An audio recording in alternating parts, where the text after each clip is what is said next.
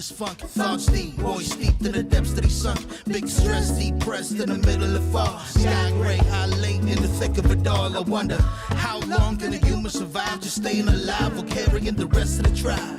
Waiting for the day to arrive or struggling dies, and I be doing way, way more than getting by. So why? Cop myself a cup of coffee, sip of water in it softly, cleansing me of stress I hold. Hey, cop myself a cup of coffee, sip of water in it softly, cleansing me of stress I hold.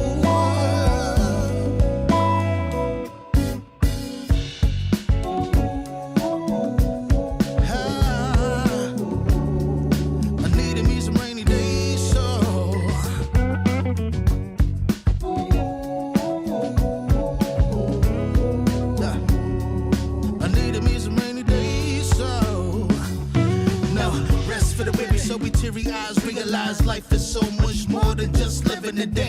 Every day I can sit and reflect and reconnect to myself and know that I've been given. See, giving up is not an option. So when I'm looking at gray skies, I'll be adopting a new way to deal with a test. Lord, relieve me of stress and bring me looking like we're blessings dropping. And so I cop myself a cup of coffee, sip of water in it softly, cleansing me of stress I hold.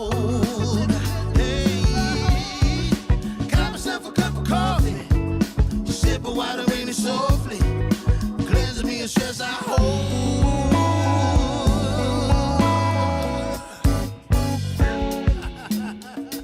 Hey, here we go. Yeah.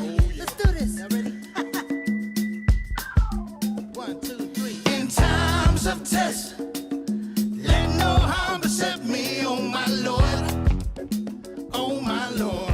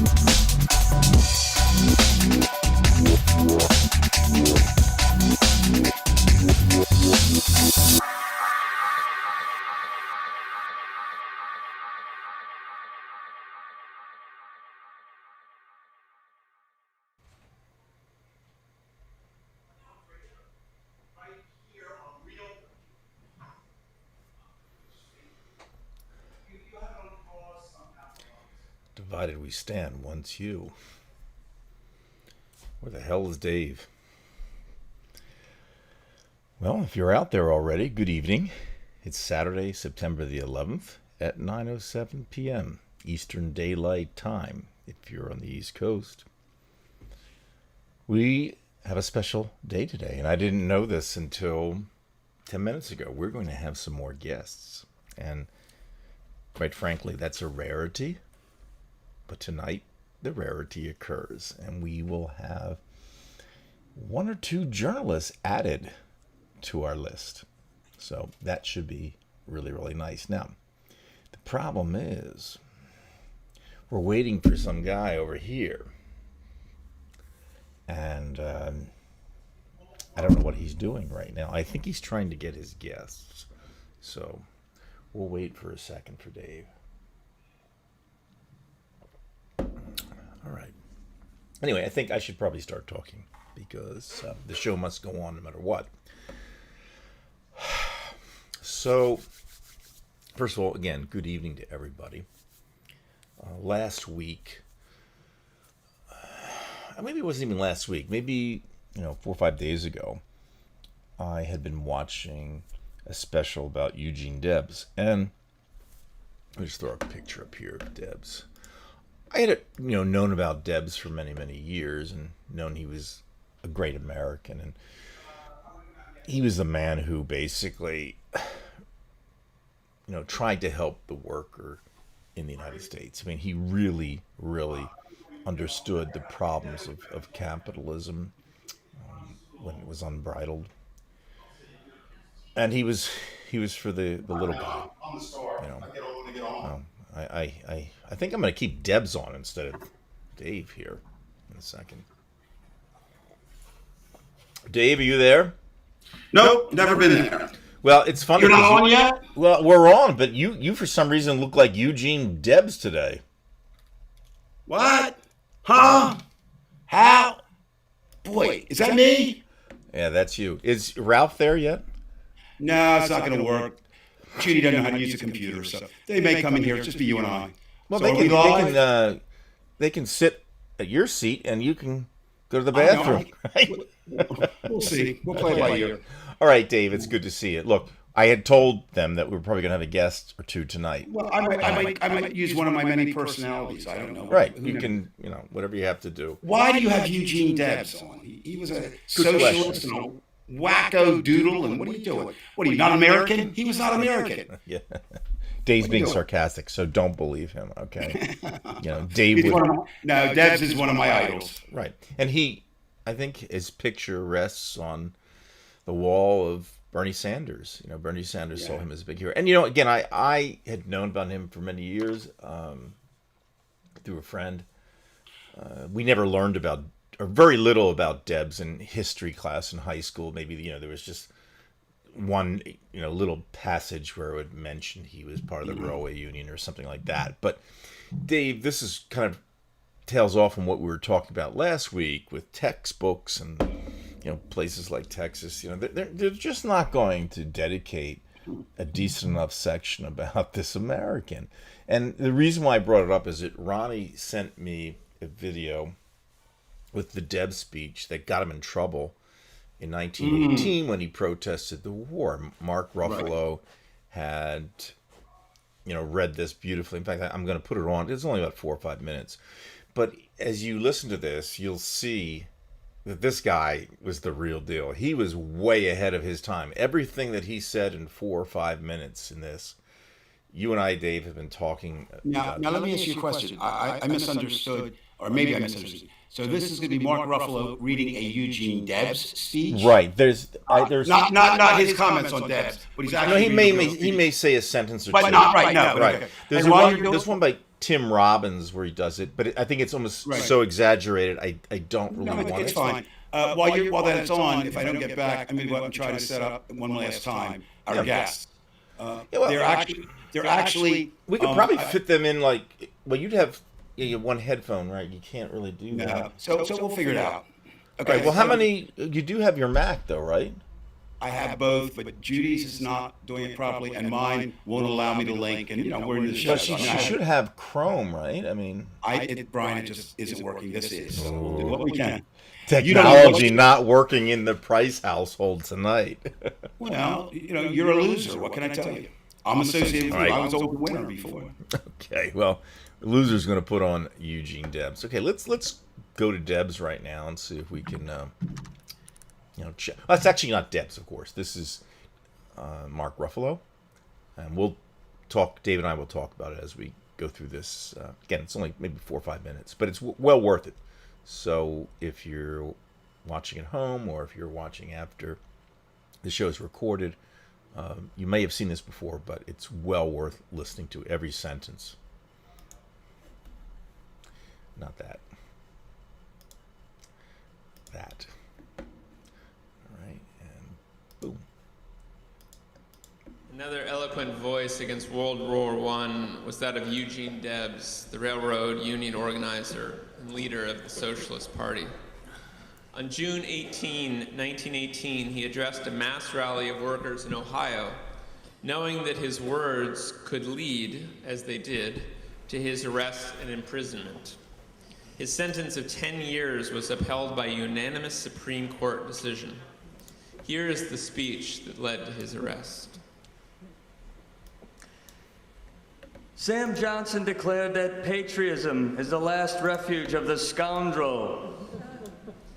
He must have had the Wall Street gentry in mind, or at least their prototypes. For in every age it has been the tyrant, the oppressor, and the exploiter who has wrapped himself in the cloak of patriotism, or religion, or both, to deceive and overawe the people. Every solitary one of these aristocratic conspirators and would-be murderers claims to be an arch-patriot. Every one of them insists that the war is being waged to make the world safe for democracy. What humbug! What rot!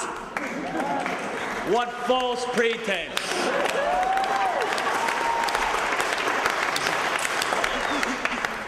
Wars throughout history have been waged for conquest and plunder. In the Middle Ages, when the feudal lords concluded to enlarge their domains, to increase their power, their prestige, and their wealth, they declared war upon one another. But they themselves did not go to war, any more than the modern feudal lords, the barons of Wall Street, go to war. The feudal barons of the Middle Ages, the economic predecessors of the capitalists of our day, declared all wars, and their miserable serfs fought all the battles. The poor, ignorant serfs have been taught to revere their masters, to believe that when their masters declared war upon one another, it was their patriotic duty to fall upon one another and to cut one another's throats for the profit and glory of the lords and barons who held them in contempt. And what is war in a nutshell? The master class has always declared the wars. The subject class has always fought the battles. The master class has had all to gain and nothing to lose, while the subject class has had nothing to gain and all to lose, especially their lives. They have always taught and trained you to believe it to be your patriotic duty to go to war and to have yourselves slaughtered at their command. But in all the history of the world, you, the people, have never had a voice in declaring war. And strange as it certainly appears, no war by any nation in any age has ever been declared by the people. The working class who fight all the battles, the working class who make the supreme sacrifices, the working class who freely shed their blood and furnish their corpses, have never yet had a voice in either declaring war or making peace. It is the ruling class that invariably does both. They alone declare war, and they alone make peace. Yours not to reason why, yours but to do and die. That is their motto. And we object on the part of the awakening workers of this nation. If war is right, let it be declared by the people.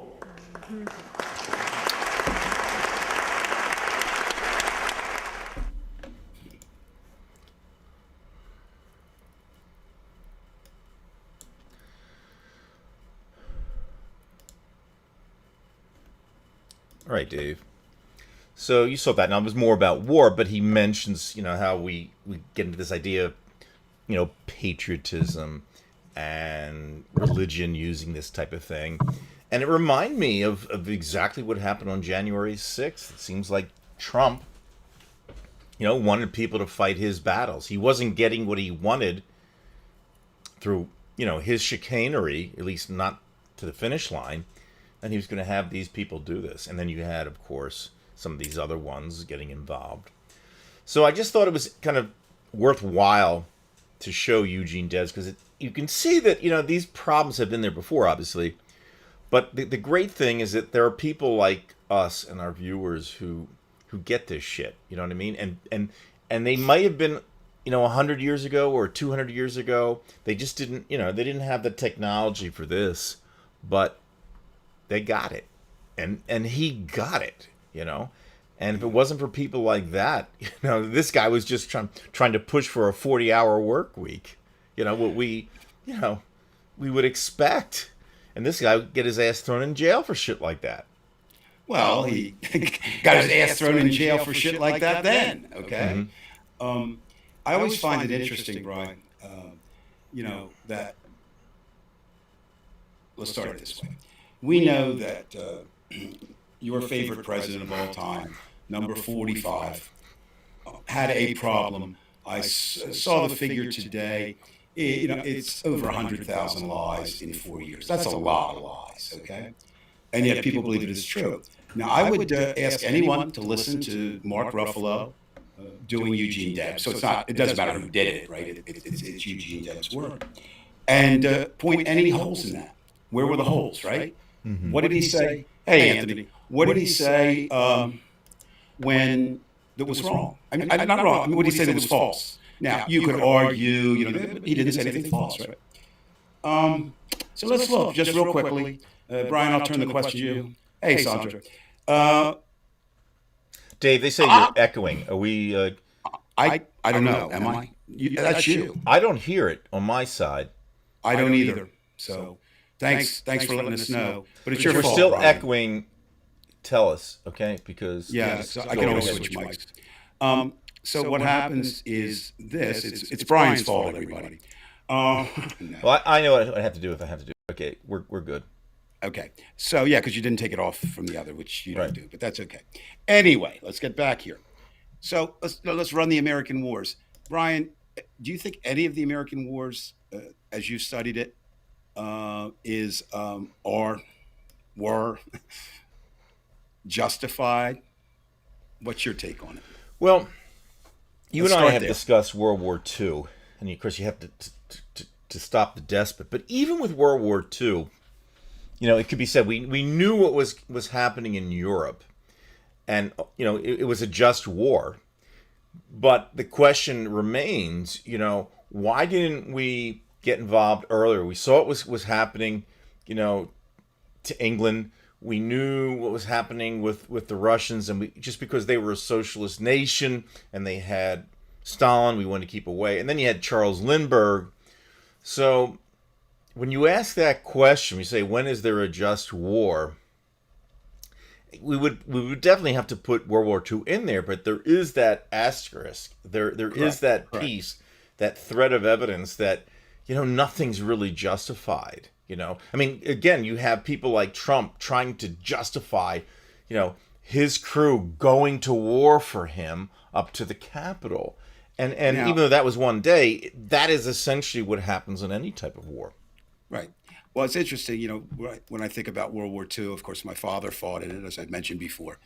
And it is the closest thing to a just war. We found that out at the end. My question becomes, can I do some shameless self-promotion here, Brian? Absolutely. I mentioned before, I do tours now for the Smithsonian. I have the first one, 3 of them, they're all the same tour, in October. And they're all about, the title of the thing is We're Not Going to Take It. 100 years of dissent, protests, rallies, and marches in our nation's capital. And I learned so much because, of course, I got involved in the Vietnam. I was aware, of course, of the civil rights. I was aware somewhat of the early 1900s when the women's actually set the template for protests and marches. Because of my work at the museum, I was aware in 1925 of the KKK. But here's what I was not aware of. And this kind of gets to the point of how valuable or what was World War II. In 1941, 400 rabbis marched on the Capitol asking for intercessions to save the Jewish population of Europe they knew and which we now know. It was genocide. It was a Holocaust. It was horror. It was all of that. Right. Now, they got the handshaking and the glad shaking, but FDR did finally agree to meet with them, and he said basically this: we can't help other than to win the war as quickly as we can. Now, I understand that position, but the point was, if you look back, why we didn't get involved earlier, it was political.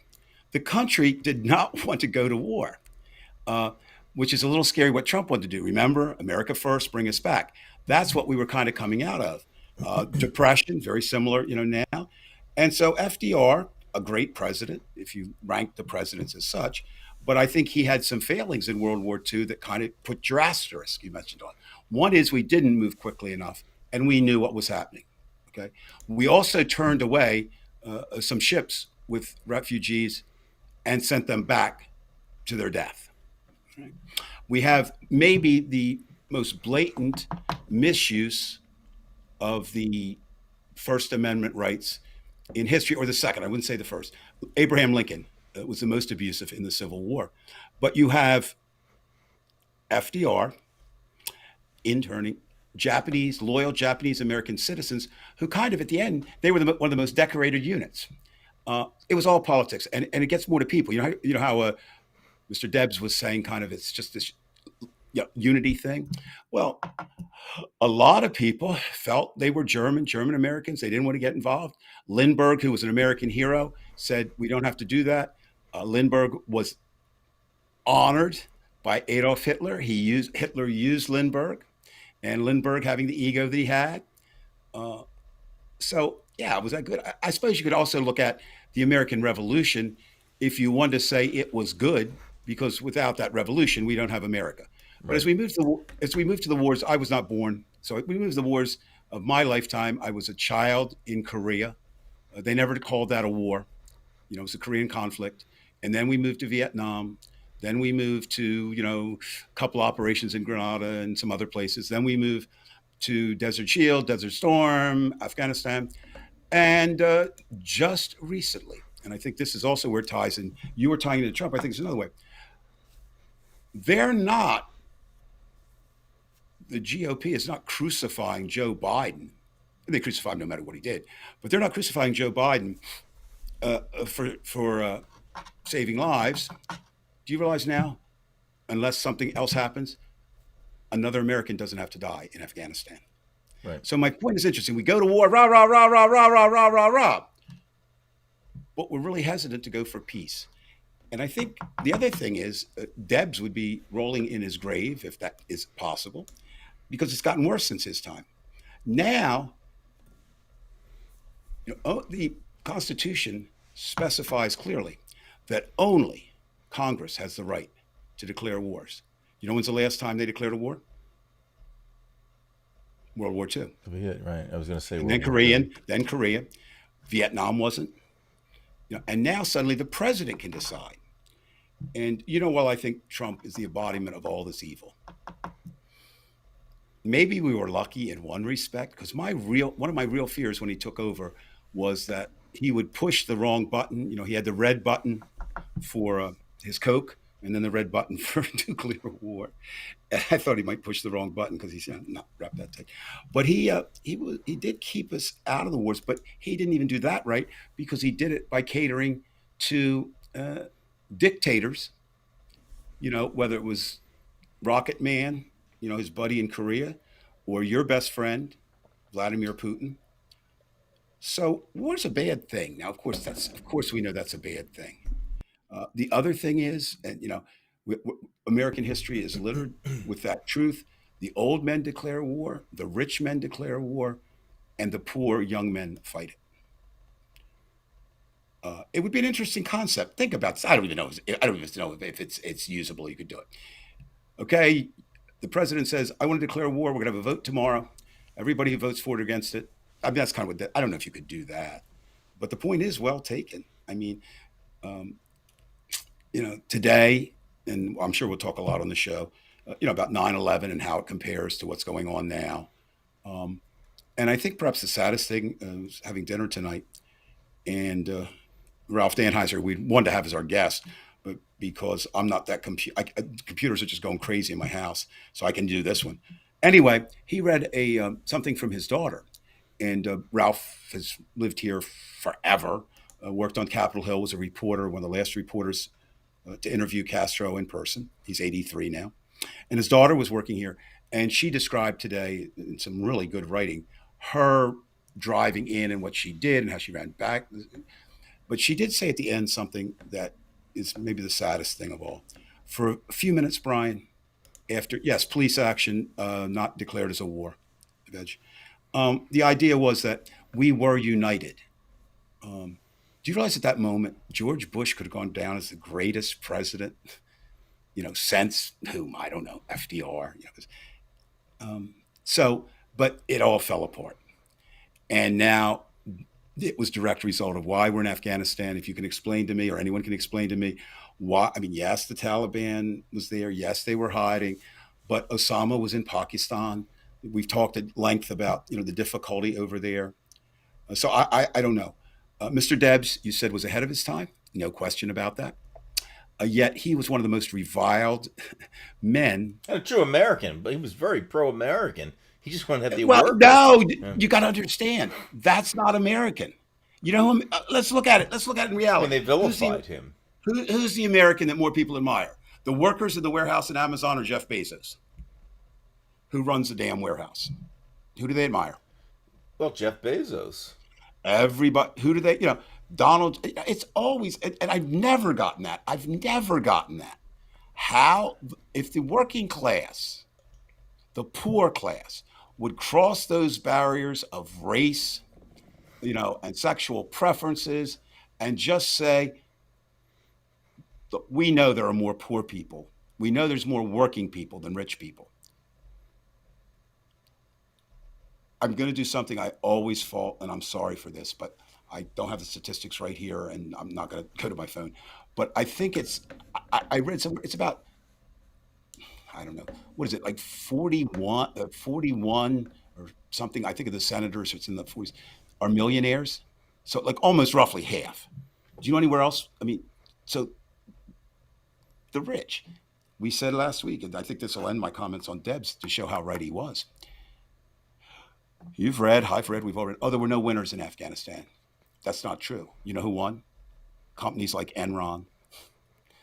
And Eisenhower warned us, and he was a Republican. He warned us of the, the military-industrial complex. Let's stop there for 1 second here. Okay. Because, sure. You've been saying, people have been saying this ad infinitum about, the rich are controlling things. And it's not just in the United States. You have the same thinking in Russia.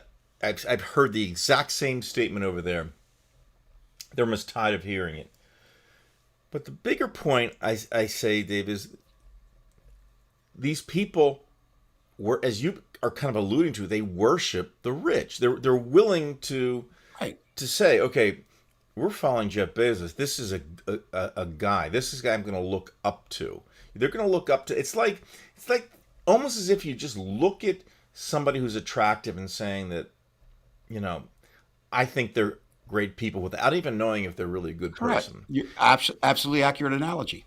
And it's so sickening because, you look at, we talk about these people who believe in conspiracies. And, of course, think of 9/11, there are the same, which is interesting because there are people, usually on the left, who think that, 9/11 was, they had the bombs planted. It wouldn't dawn on them that, that jet fuel could get really hot and these steel structures can really bend and things like that. So they believe in that conspiracy.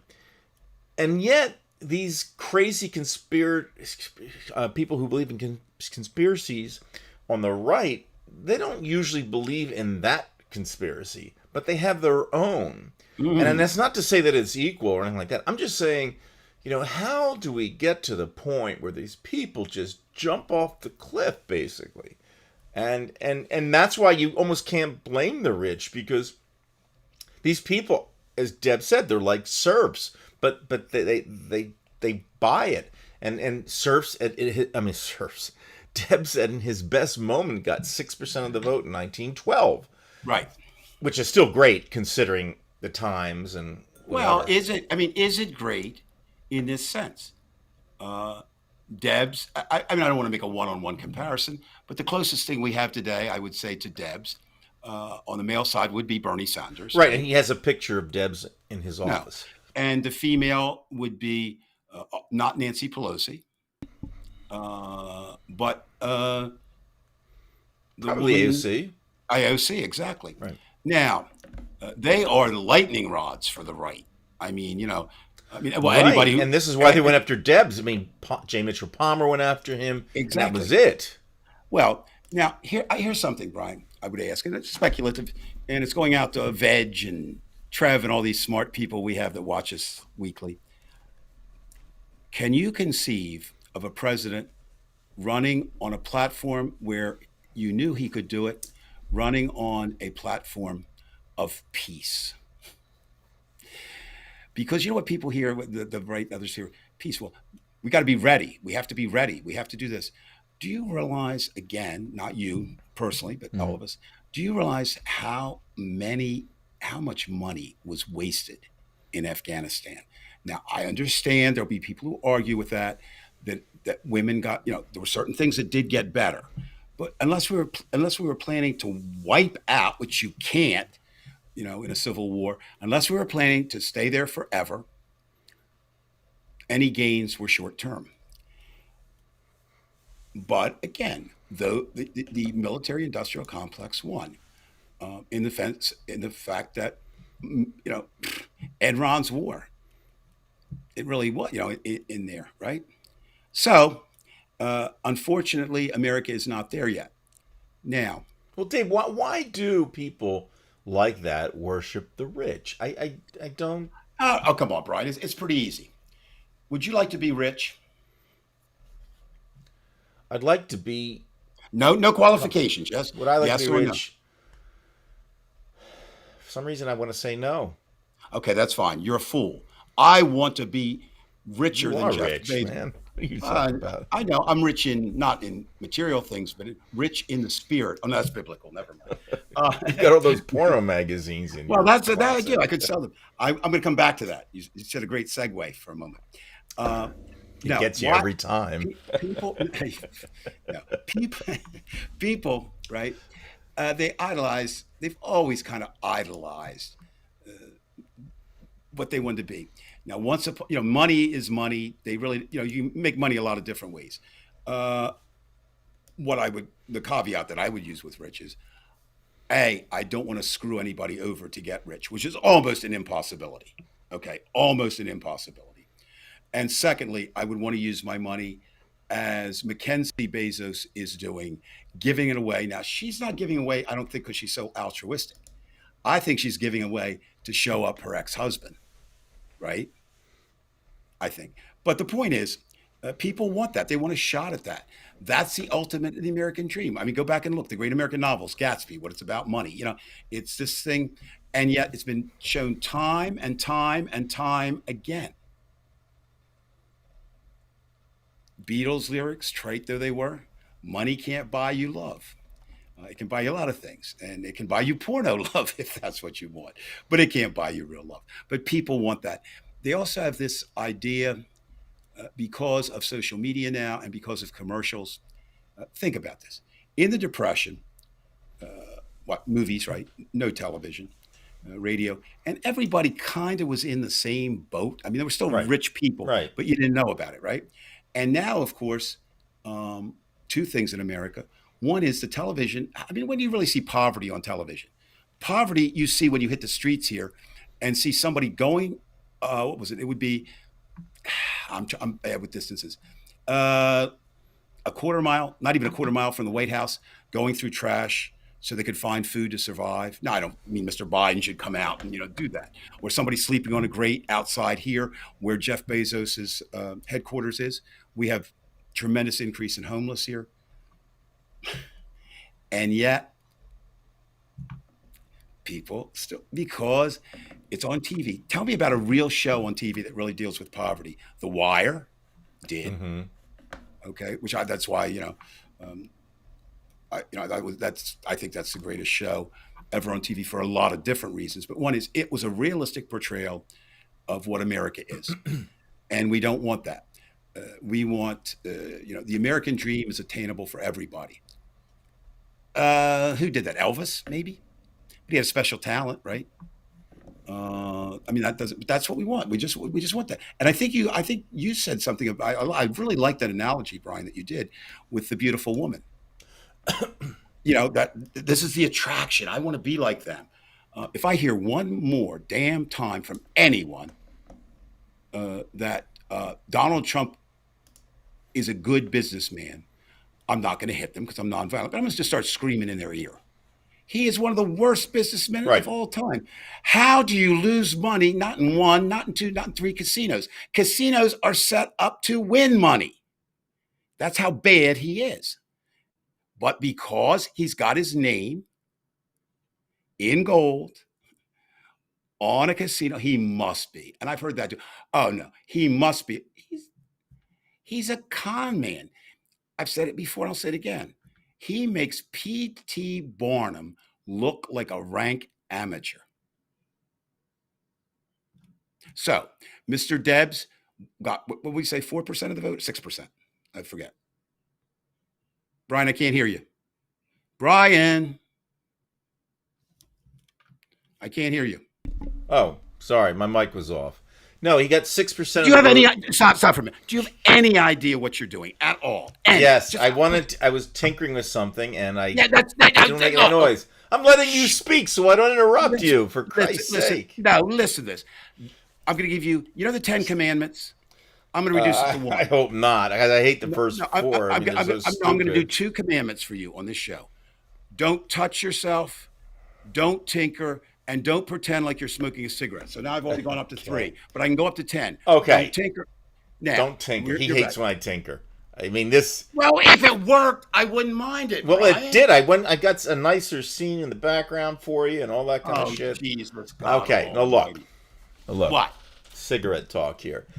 Okay. So Debs gets 6% in 1912, and he roughly gets 3% in most of the elections. Okay, and people were kind of buying. And don't forget, he's from Indiana, which is like the last place you might think that somebody would want to vote for a socialist.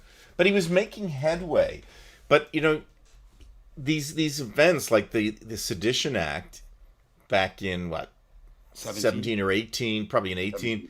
G. Mitchell Palmer. I mean, they started making things difficult, and it just goes to show you. And that was a Democratic president. Not that it was the same type of Democrat back then, Dave, but this is what they'll do.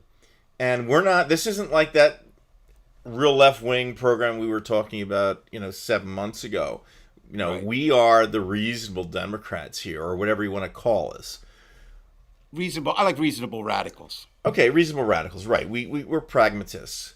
But the problem is that, they start stepping in. Just like as you were mentioning to me, what was going on, I believe, in Florida. The court overruled DeSantis, and then they went to the appeals court, and they boom, boom, boom. It seems like they always get into action to be able to stop something.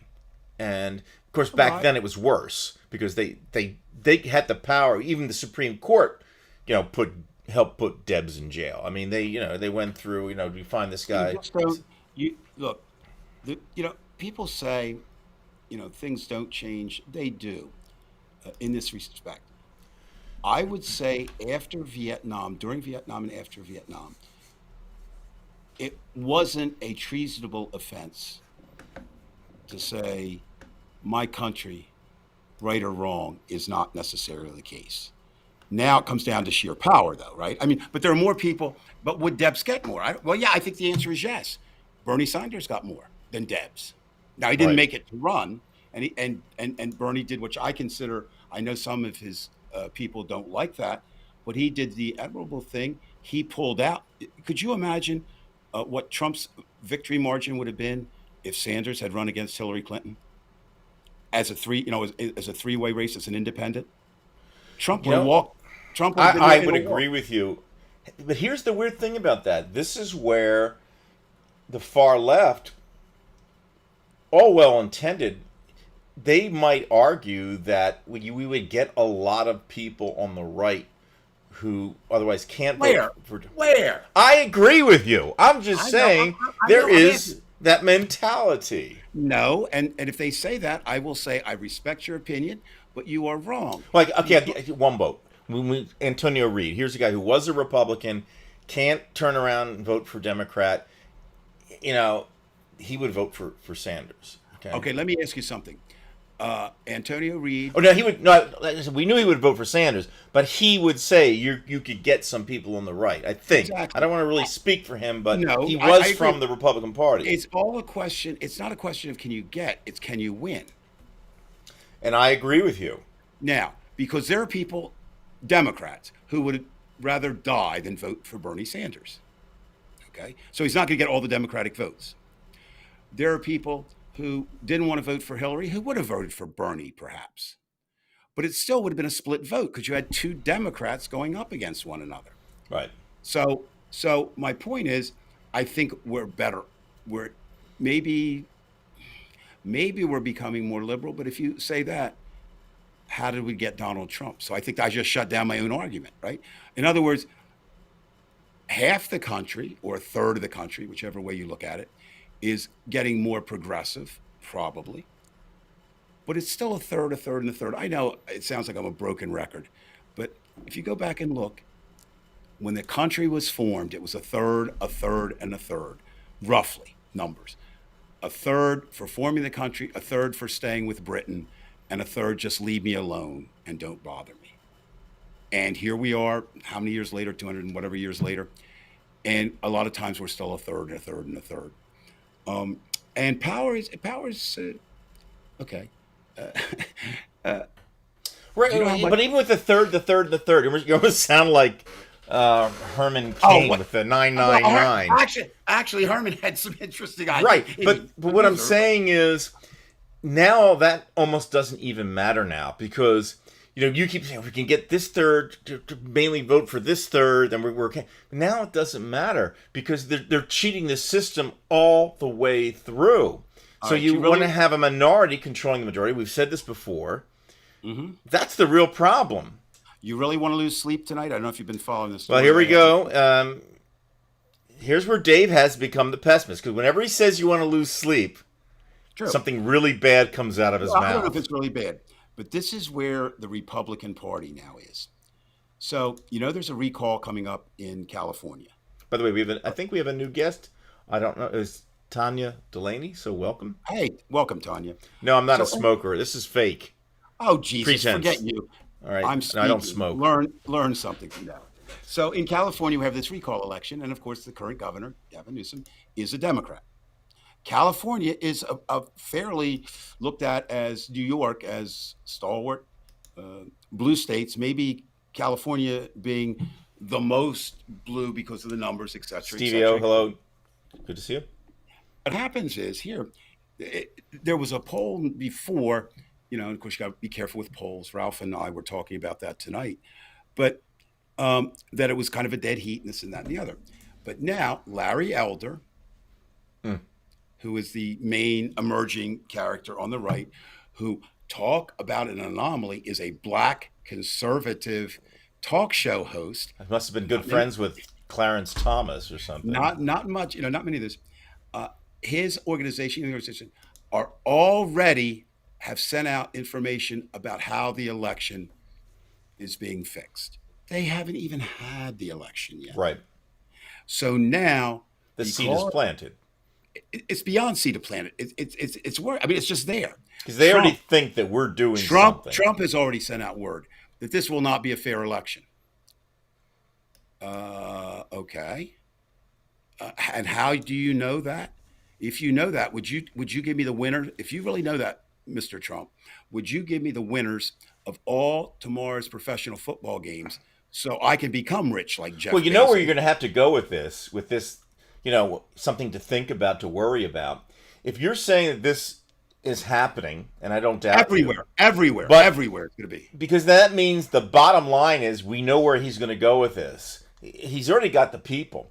He wants to get inside the military because that's what he fears. Always look, you know, I said it. We started a show in May, 700 years ago seems like, but when we By the way, started that McMaster, son of a bitch, Biden got rid of him, thankfully. yeah, but what happens is, I go back and forth. Trump genius, Trump stupid, Trump this, Trump con man, ultimate. And I've said it before, but it bears repeating. We have some new people from time to time. Why is he the ultimate con man? Because he has no base, no center, no conscience, no morals. He believes more than any other person I've ever encountered. That's what's good for me, and stops. Is good. He doesn't even say what's good for me is good for you, right? So he's able to do this, and now he has. They call it the big lie, and I think big lie. What? No, here's what it is. We have very few things that we can rest on, and one was our election results.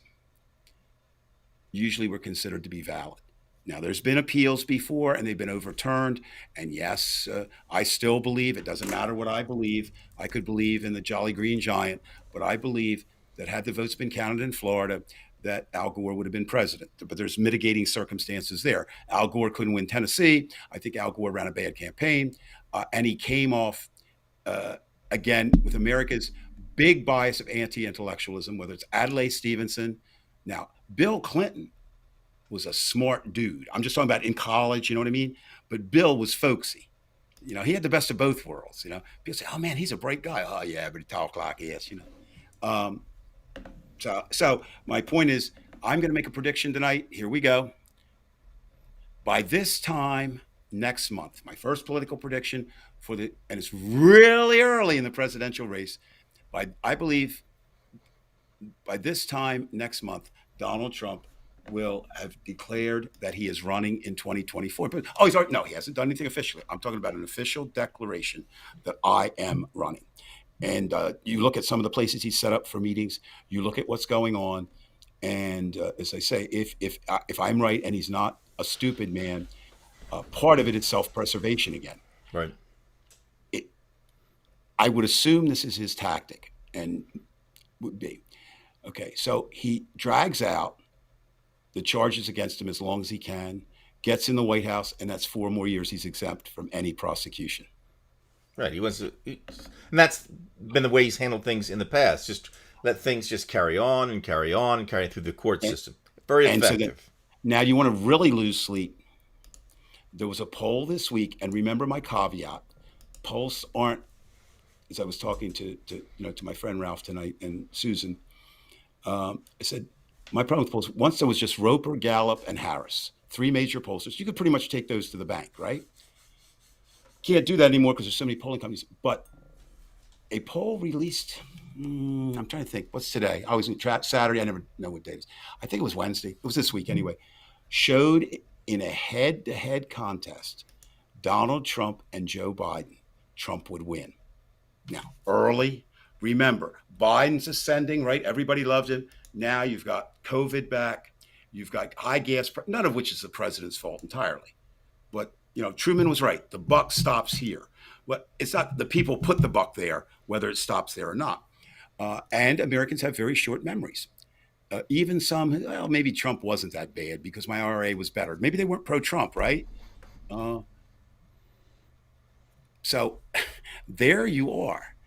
Could Donald Trump run for president and win? And the answer is yes, he can. Will he? Is not. Is it a guarantee? Is not.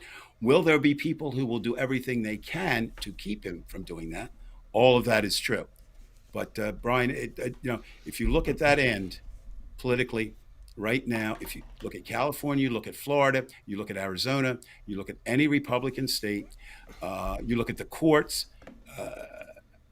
And again, I understand technicalities of this, but wouldn't you think that DeSantis is mask ruling, right? Let's just take that. Mm-hmm. He says no mask. It's very simple. No masks versus masks. It's not some complex, 45-page report. One court says you can't do that. The next court says you can. Now I'm gonna bet my $4 that Judy gives me at the beginning of the month for my allowance. I'm gonna bet my $4 on anybody out there. If we were to walk into it, there are Democratic ties to the first court they went to, and there are Republicans on the Superior Court that overturned it, and now it heads for this Supreme Court. And I wouldn't want to take any bets. I would say right now the best you can hope for would be 5-4 Roberts joining the three liberals. So, Brian, there's some things you can think about, or anybody else who thinks we're on the right track. Now, what do you do? Same thing we said all along, Brian. You said it, I've said it. Anthony said it. Our people live it. You fight, you fight, you fight, you fight, you fight, you fight, you fight, you fight. You don't Right, just, you have to fight the good fight. There's no doubt about that. And, Yeah. and I think but you still have to go through the malaise. And you have to do it. all of that. But I think there's, I think it's kind of like, we're talking about 9/11. It's kind of like Flight 93, but an extended Flight 93. It's absolutely. not, an hour in the air. Let me ask you something. Are Right. you taking pills or something? You're much brighter tonight than normal. What the hell are you doing? That's exactly what it is. I think if I would have said strip club, you would have said it was great. Well, that's better. No. Let's look at that. Thank you. I don't know. It's just blew up my head. No. I don't know. No, that's exactly right. We are, Flight on 0.000093. It's right. Whatever. No, whatever it is. long process. Right. But if we don't try to take it. Now, here's an interesting one since you segued into that.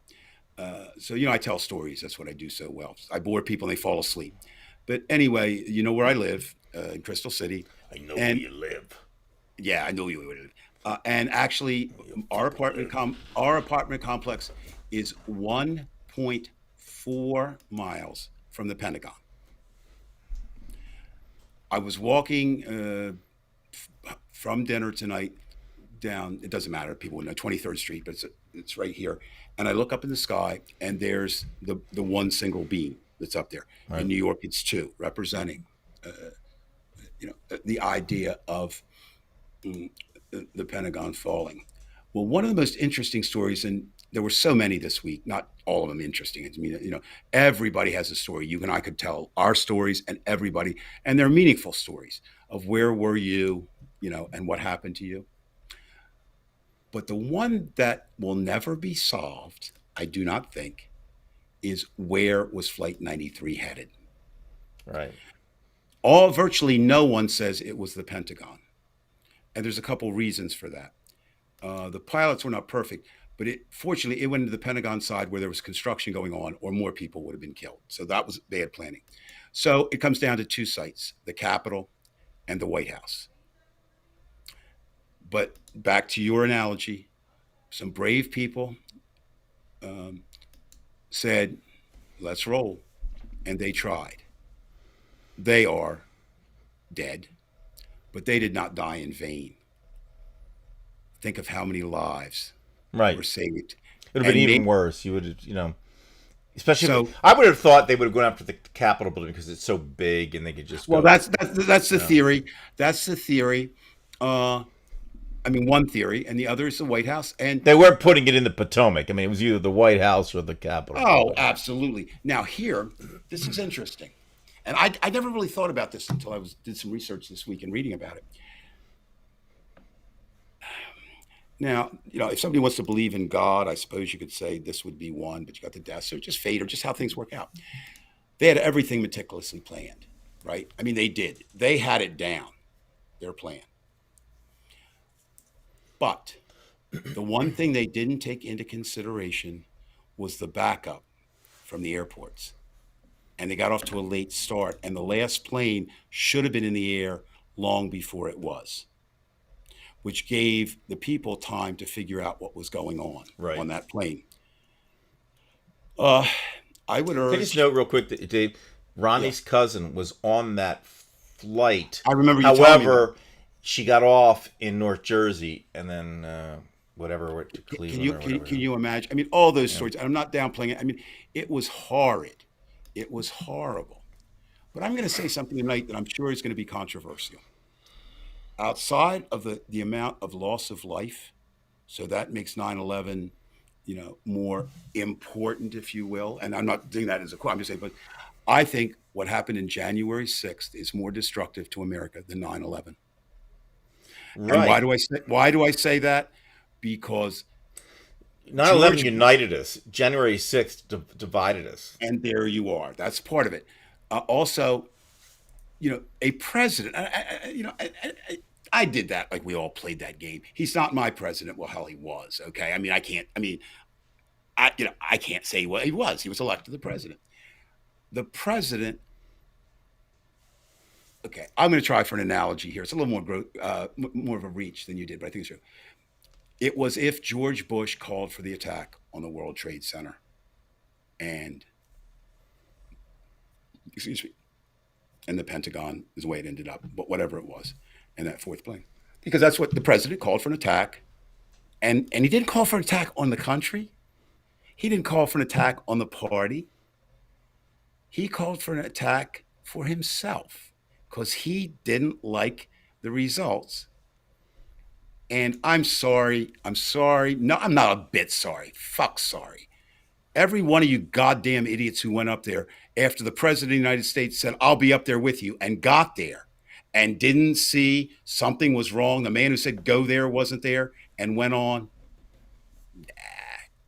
That just shows that shows how long and how hard this battle is going to be. They're not thinking, rational, normal, reasonable people. Now, the ones that are in the Republican Party, the best of them are the 10, with Liz Cheney up top. Once in a while, you get Mitt Romney on your side or a couple other people. Okay. But there's only two kinds: those who believe in Trump and all of his whatevers, and the Republicans say, we just want power. There's no good Republicans who are backing Donald Trump. They're only backing it for one of those two reasons. They're not good people. They're not good Americans. They're not patriots. And I will have a chance to mention that to them on next Saturday, Brian, which is interesting down here. Everybody's on pins and needles. I don't know if you saw the fences going back up at the Capitol. Yes, I did hear that. D- d- For d- good d- reason. Now, what's interesting, again, if you do your homework, as I think you should do, the gentleman who's calling it has had two previous rallies. One had 25 people, the other had 125. And now he's predicting 100,000 at this. That's a pretty big jump, right? From Right, 100. but they're still not going to do what we're afraid they're going to do. Because I think they're generally cowards. This time they know Well, you'll already what see will that. come Well, at them. two of the Better major, come at them. I'll put it that way. well, no, it will. Two of the worst voices in America, of the dozen cacophonous who are among the worst. I know you have sexual fever dreams about her, Dr. but Freud. Dr. no, Freud. Marsha, Oh, Taylor Greene, and the gentleman in the wheelchair, Holden Caulfield. I thought he was a character in Catcher in the Rye. Right? No, his last name's Caulfield. And they both announced that they're not going to be at this rally. The Proud Boys, and again, you know how Stephen Colbert always said something after like the. Well, I'm going to say my thing after the Proud Boys. I don't understand what they could be proud about. They have said that they're not going to participate with words. Now, Judy, who's my wife, who's very astute, in terms of politics, said, of course they're not. They got arrest warrants out for them, which is kind of true, right? I mean, if they set foot in Washington, some of them, they're still looking for them. They'll get them. But here's the disturbing fact. So it's fine, be fine. It seems that way. There is a hotel on E Street, and unfortunately, the Aryan Nation Proud Boys, Oath Keepers, have made it their place, right? That's where they stay. And there's a bar there is their bar. And the last time for January 6th, that whole inauguration, the hotel closed, so it didn't have to house them. This time it's open, it's sold out. What does that mean? I don't know. So you're right, Brian. I mean, you only get one. Okay, let's compare 9/11. They had one shot, right, to pull that off. You're not gonna mess it up Monday and then come back Wednesday, right? And I And think, can I just say this? oh, First of all, absolutely, it's your everything show. I've You can say seen whatever you was want. horrific, especially with the buildings coming down, the people in there, and the people jumping off, and all that. It's sickening to have to even look at. It's just it kills me. But Flight 93, I think there is this freeing point in time where, like, for example, you start putting two and two together, and they realize what's going on. They're going to die anyway. Once you know that you're not going to live through this thing, then I think there's something freeing about it. Oh, absolutely. It's kind of like, and I'll just think personally, like, I know that there's all these beautiful people. When I always knew that I'd just be a regular person. I wasn't going to be Clark Gable. Brian, can I say? I think you're overrating yourself. Right. Okay. I don't think But you're my anywhere point near. is, it's very freeing when you're honest about the situation, and these people, these individuals on the plane probably say, "Look, this isn't good. I know this is, you're not going to believe, but they just taken over the plane. Okay, they've gone into two buildings. We have to get to them first. After that, we don't know what will happen.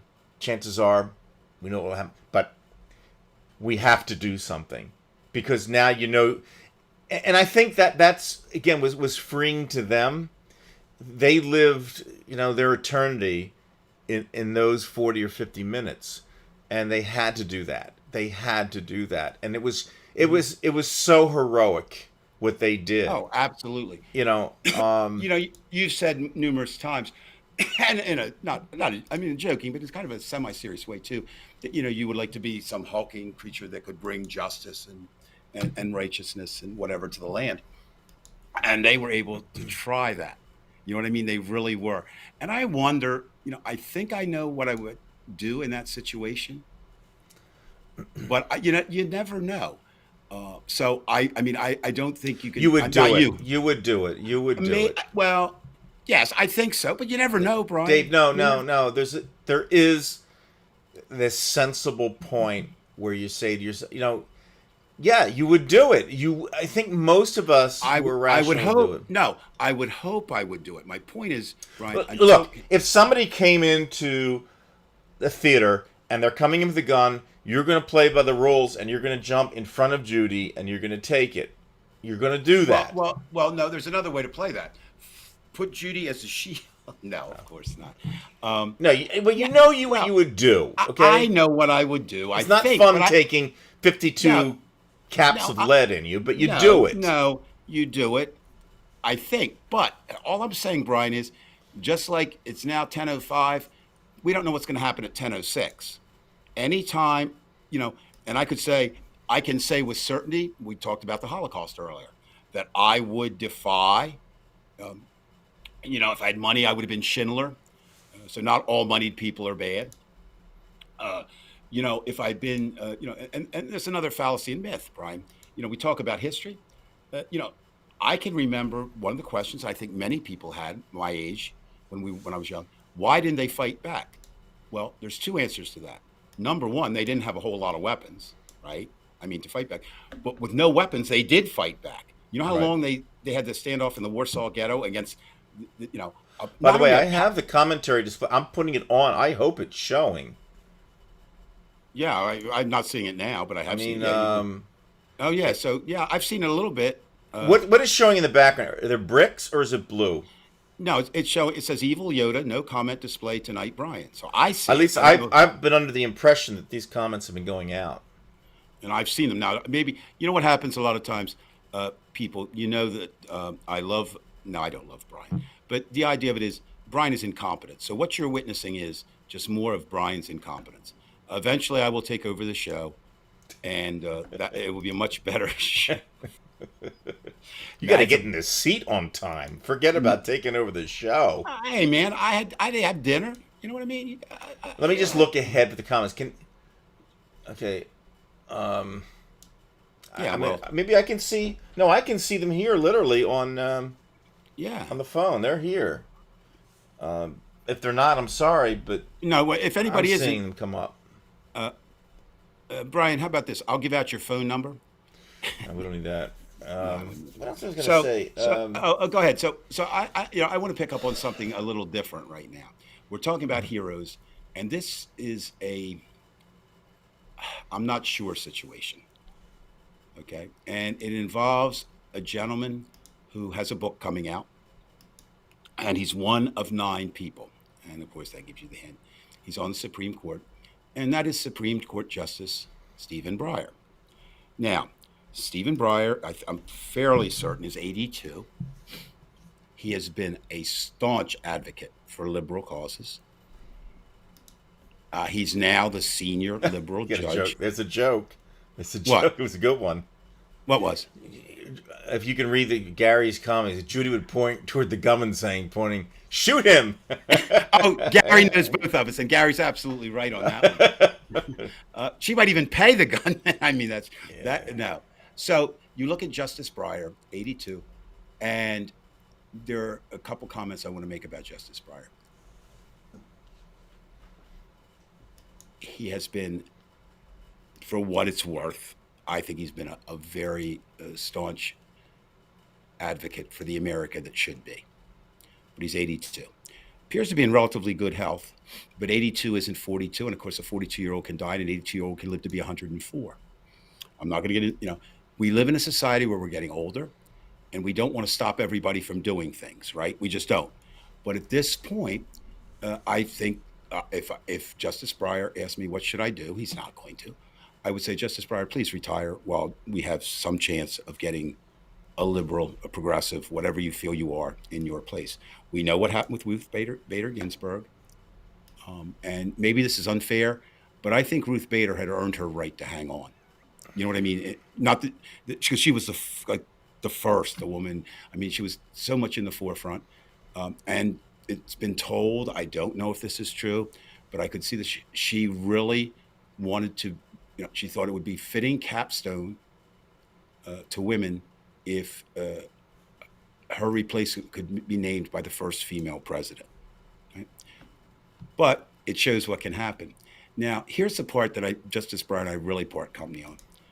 Justice Breyer said, and is continuing to say, 2 things. He said, the courts, if you do that, if you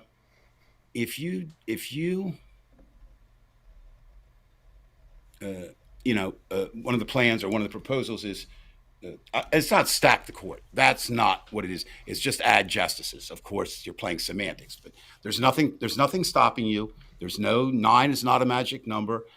In fact, when the Supreme Court first started, there was 1 justice, John Jay. That was it. And then they went to 3, and then something else, and then eventually got to 9, and that's been that way for a long, long time. But Justice Breyer says, if you do that, people are going to think the court is political. Who doesn't think the court is political now, Brian? Who doesn't? It is. It is. Okay? Absolutely. So there you go. Then the second thing but, is... hold on, can we stop right there again? Well, Yeah, you said, everybody knows the court is political. It is political. But there's an air of, like there's some kind of balance in that statement. Like it's political. You have these guys doing this and these... But we really know the problem. There's nothing wrong with us being political. We're trying to save this country. What we have is a fascist right-wing movement that's trying to take over. Now, we can call it political, but let me ask you this. It's something worse, because it would be political if there was just John Roberts and people like John Roberts. But you have people like Amy Conan, the barbarian Barrett, or whatever the hell her name is. Isn't she, when you did that, we do have to get some sexual sometimes. When you were graphically describing that you and the 6 women, she was one of them, right? I remember Laura Boebert was there, and Marsha Taylor Greene. I believe Kellyanne Conway. I don't know why you choose these women. No. Hey, Keith, welcome from New Zealand, Australia, all that part of the world, wherever the hell you are now. I think that... Let me. I want to finish this just a minute. Okay, you finish the thing. Finish it, for Christ's sake. No, you got. Spit it out, fella. But here's what it is. Okay. Here's the last thing. is he said, and this is where I really disagree with him. He said, "Well, if if it's done now, it could be done again and again and again and again." There's logic to that and reason. However, if we don't stop the fascist authoritarian, I don't even want to say wing, the fascist authoritarian Republican Party from taking over, And the people who don't even know that they're fascists, or they will do, not, and they don't care. What I'm saying is, if we don't stop that, we don't have a country. This is not, and you're right, this is not political. It's not even moral anymore. I mean, that enters into it, but this is us versus them. Mr. Biden said it, but that smacks of, religion, soul of America. No, it's a group of people who want America to be America, and there's a group of people who want America not to be America. That's all it is. Nothing more, nothing less. So, Breyer, Justice Breyer, if you're listening tonight, I commend you on the job you've done. I understand it is difficult to walk away from something you love. I'm assuming, since you go to court, and I mean, well, they don't go anymore; they do it distance. But you're still functioning. Your writing is still crisp. But I really think, for the good of America, which you've done time and time and time again with your votes on the Supreme Court, I think it's time for you, while a Democratic president is there, can nominate, because we know what will happen if a Republican comes in. Hey, rare medium. Can I ask rare medium? Go ahead. sure, go ahead. Rare medium. Do you own a steakhouse in Washington, D.C. under a false name? There's a steakhouse that is now one of D.C.'s top 3 steakhouses called Medium Rare. So I'm just wondering that. Do you think Rare Medium could reversing that name? And if you do, could I get some free lunches and dinners there? Go ahead. So here's what I'm trying to say, Dave. We talked last week about the Roberts, Chief Justice Roberts, how he's basically blown out. He wanted to be this great Chief Justice, and he was going to even things out, and now he's nothing. You're nothing. You're nothing. You're the nobody now. That's what he essentially is. I think if he wants to do something great for the country and put his name up there, you know what he should do? What? He should fucking resign and let them give it another liberal judge in there. That's what, if John Roberts really wanted to help out this country, he should retire. Not going to happen, Brian. Not going to happen, but I'm just saying that's where I would go with it. You don't hear me saying that wouldn't help the country. Of course it would. I mean, that's the way that'd be like, being like a Steve Schmidt. I'm not part of your stinking party anymore. Yeah, but I don't know. I don't know Mr. Roberts. I've never met him. Well, first of all, look, hold on, Dave. We saw what he did during the impeachment, and what was that phony phrase he had from the year 1512? And he's trying to admit, he's one of these ones that say, well, this guy's bad. I'm above the fray. I'm going to keep you guys. No, we know what was going on. You saw Jim Jordan, the way he was acting. I'm not defending him. What I'm saying is, if you get back to your boy tonight, the show is dedicated to one of my all-time American heroes, and I think a true patriot, Eugene Debs. Debs said, "Money and power, right? Money and power rule." It ruled in his time. It rules now. I don't know if it rules more then or now, but I know that it ruled then. And what I do know, which concerns me, is the cost of running in an election is astronomical now, even at the level of the House. We're not even talking Senate or presidential. So what happens is, if you need money to run, you got to get it, right? So there's only a couple places you could do that if you don't have your own supply. One is to skim it, steal it, do whatever. Trump has done some of that. Or the other is to get people who have money to give it to you. Now, very few people give away something not expecting money to come in. Keith, I'm going to come back to that. I will not leave this show tonight without answering your question. But I've got to ponder it just a minute while I'm doing this. I'm talking and doing the other. Is the fact that it's so much money that I think, well, you can't really say I think it may be worse now. And then we back it up to the Supreme Court because they did Citizens United. But then you back it up. Look, yes, we should end Citizens United today. Correct? One of the worst rulings, up there with the worst they've ever made in the court. However, money is going to find its way into politics. It always has. And so but that's like saying, I have cancer and I'm going to do nothing, right? You're going to do something, even if it doesn't stop the cancer. And that's what you have to do. The other thing that I just want to touch upon, and then we'll just go round robin, answer questions and stuff tonight before we go, would be, we'd be a disservice without the pandemic, talking about that. Because as I mentioned earlier, and I guess I didn't mention, I was talking to Ralph. I was reading an article today. Since all I do is read, I also eat now. I wish I was writing these articles, but they're much brighter and better writers than I am. We're talking earlier about 9/11. That's a generational thing, right? 9/11 is that generations. Somebody else, it's World War II. Now we have the 9/11 generation. This column is making the point that now we have the pandemic. That's going to change and do like these other things have done. Well, you and I and many others have said, Mr. Biden, get a goddamn backbone and do something. Now, he did. The question, is it enough? And I'm not one of those, and I'm quite honestly, kids, that says, that plays after the game, whatever, it says, well, you should have done this, should have done that. So we could argue it should have been more, it should have been earlier, it should have been this or that. What I like about what he did is this fact. There is no reason for any American not to get vaccinated unless a reputable doctor, and maybe with a second and third opinion, says you can't, right?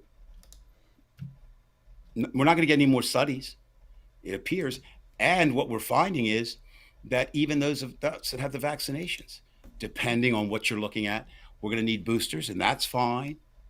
So, if you look at what he did, he's basically, what he did, if you just bring it down, he did two things. He made sure that more government employees will get, right?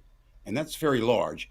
And then he gave the okay for businesses, colleges to require. Now, every state will challenge. He didn't even get the words out, and Ron DeSantis was headed to court. Okay, you knew that. Now, we're going to see very quickly, will the Supreme Court rule life or death? Literal life or literal death, knowing, and somebody will research this and tell me I'm wrong, but I believe the last ruling on vaccines was 1908.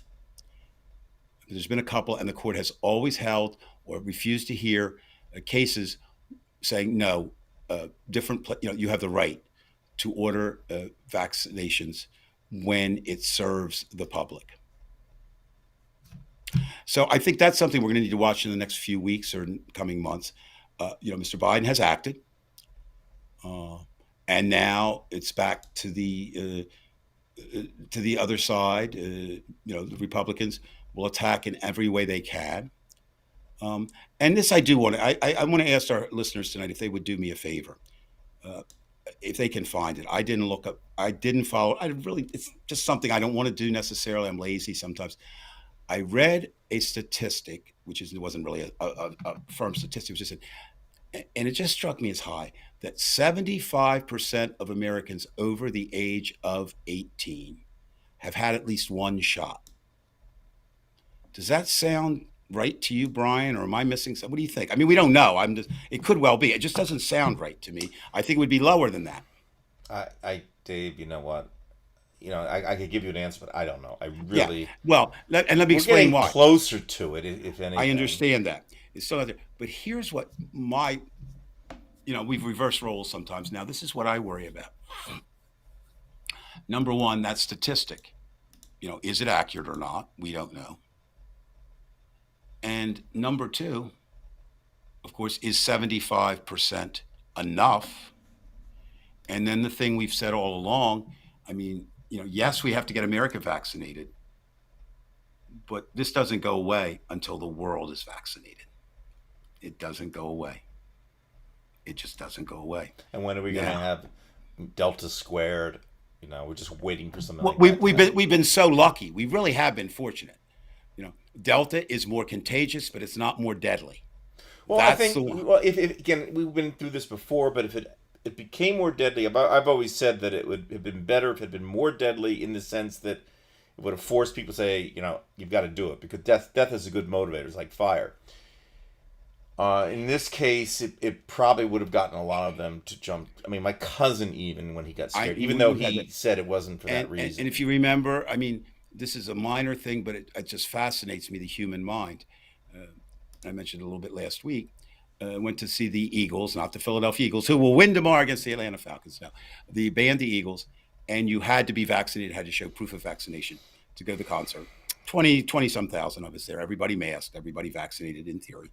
And on the ride home, standing on the metro, talking to two women, uh, probably in their 50s, maybe late 40s, early 50s.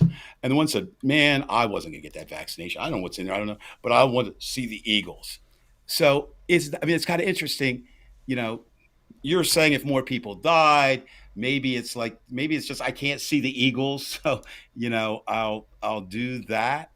Um, Now, rare medium. I'm going to be addressing that not tonight. That may bother me more than anything else. So I just want to touch upon it. That hit close to home, didn't it? Well, it hits close to home. Of course, spending 37 years in the education business, 20 in the classroom. The idea, and I don't know, again, Brian, I throw stuff out, and I just sometimes say it and don't. I wouldn't even watch it.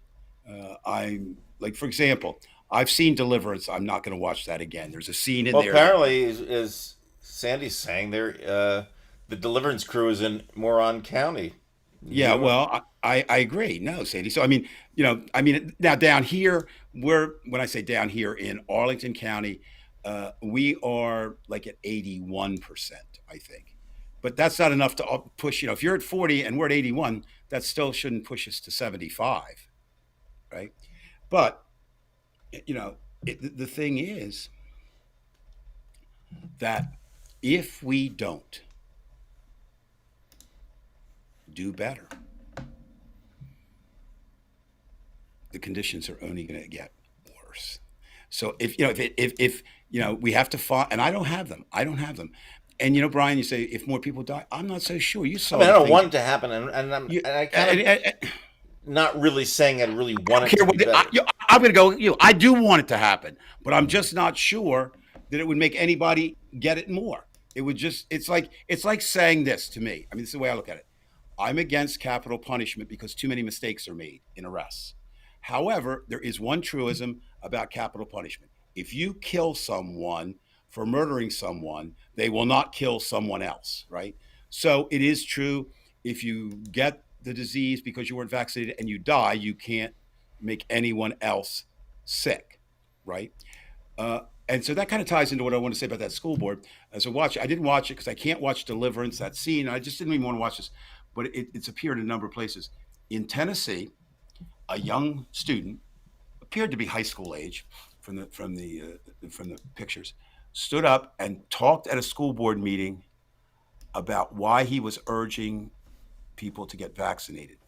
And he talked about his grandmother who didn't get vaccinated and died. And you know what the reaction was of that fucking Tennessee audience and some members of the school board?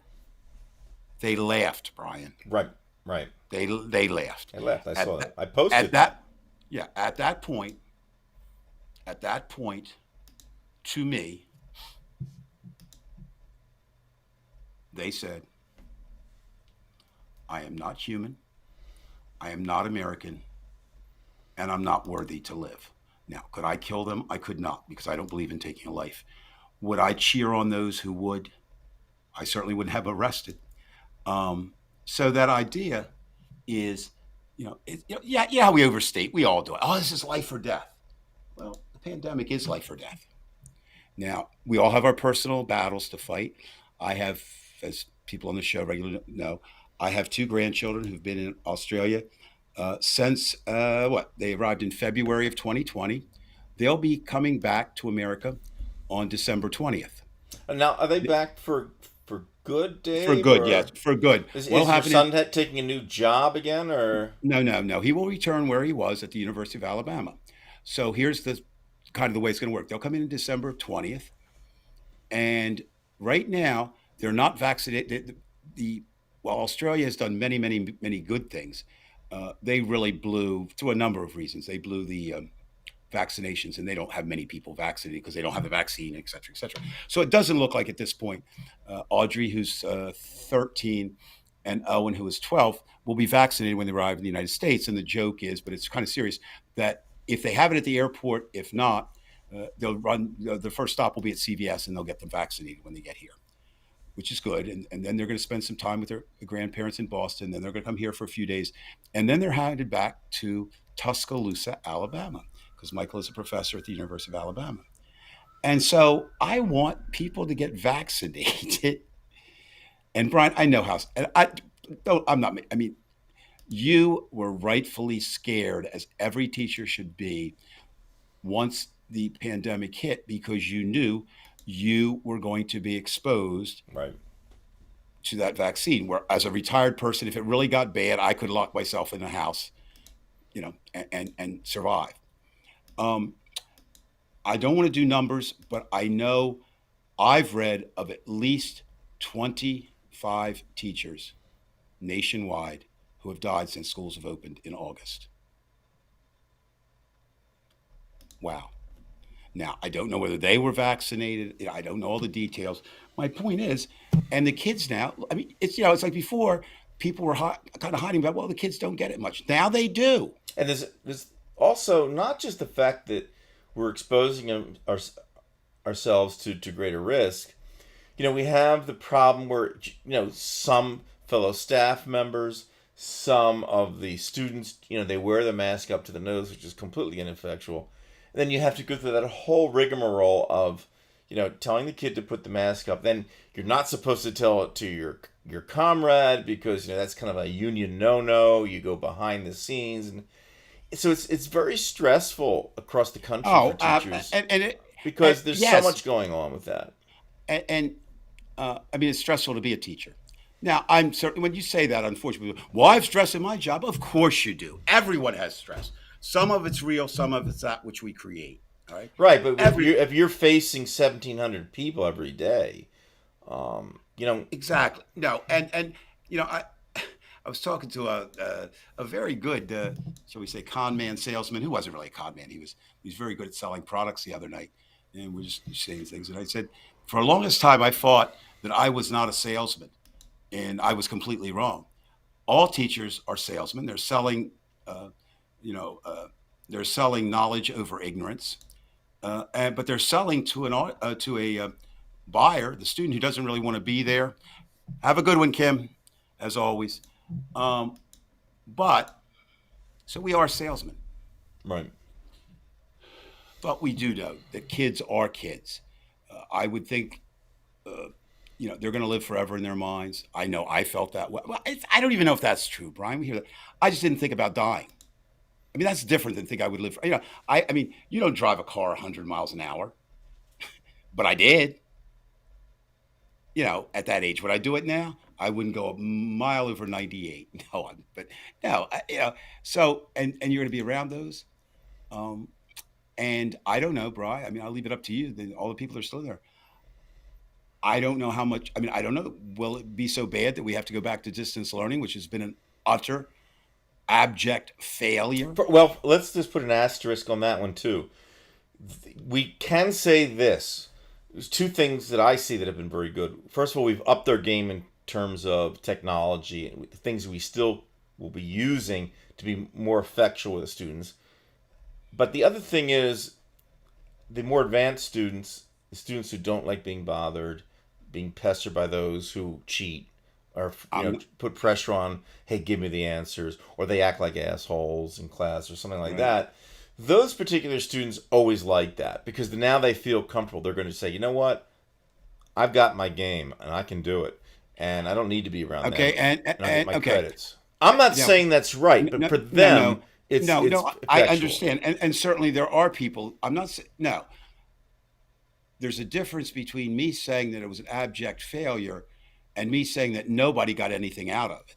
But it was the best students who got out of it, and a handful of the best teachers in each school who actually took it seriously and weren't afraid of technology. Look, Brian. Okay, so let's look at Bridgeton High School, which you teach at and I taught at for 20 years and worked with for 25. Those good students, you know what you talk about getting them.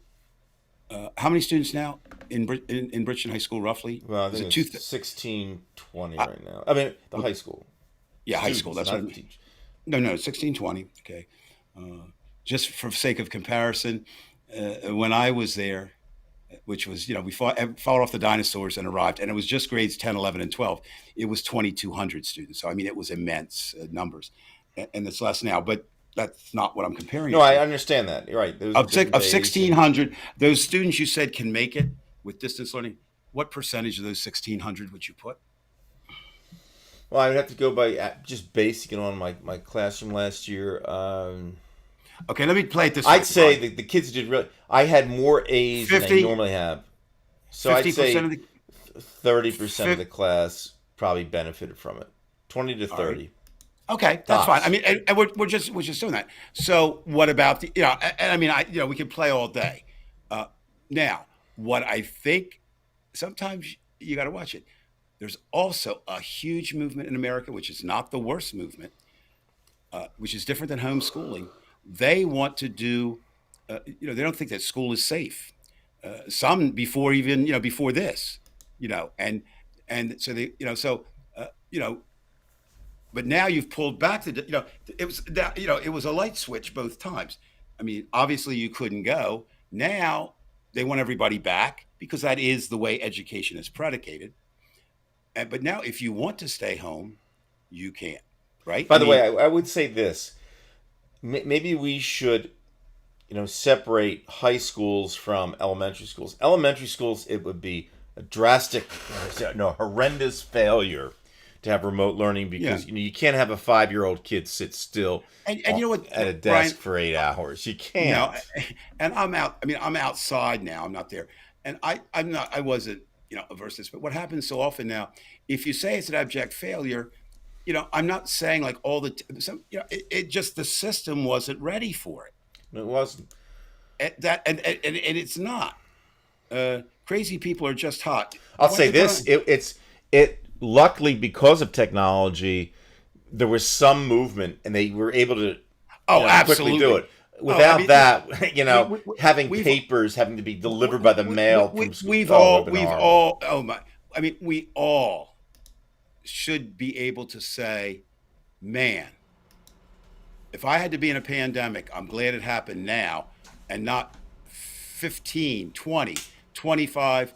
Let's go with 30, not 30 or more years ago when we didn't have any technology. I mean, I'll use myself for example. Yes, I miss seeing my grandchildren. Of course, I miss them. We don't live next door though, so I only see them 3 or 4 times a year as it is. But I actually have seen them more in the pandemic because FaceTime, those kinds of things. So, and they're back in lockdown. Let's see. Like some people won't, have never, and will never vote. Very strange to not want to influence the future. Trev, man, I've looked at that and looked sideways. So I asked again because I have this expert. Well, actually, I have 4 experts in Australia now who are outsiders, and we were talking. Michael and I were talking about that the other day about how many people don't vote, and I really have, you know, well, I used to say they were worse, but now it's the worst are the Republican Trumpers, then the people who don't vote, then true Republicans, and that's just a difference of opinion, and then liberals, Democrats, and liberals. But almost all the other developed countries have greater voting rights, and some of them find people. That's rare, but they find people. And here we have the freedom. And unfortunately, what we know, Brian, is if people have freedom, if you give them freedom, They have freedom to do the right thing, which is kind of cool, but they also have freedom to do the wrong thing. And that's what we're finding.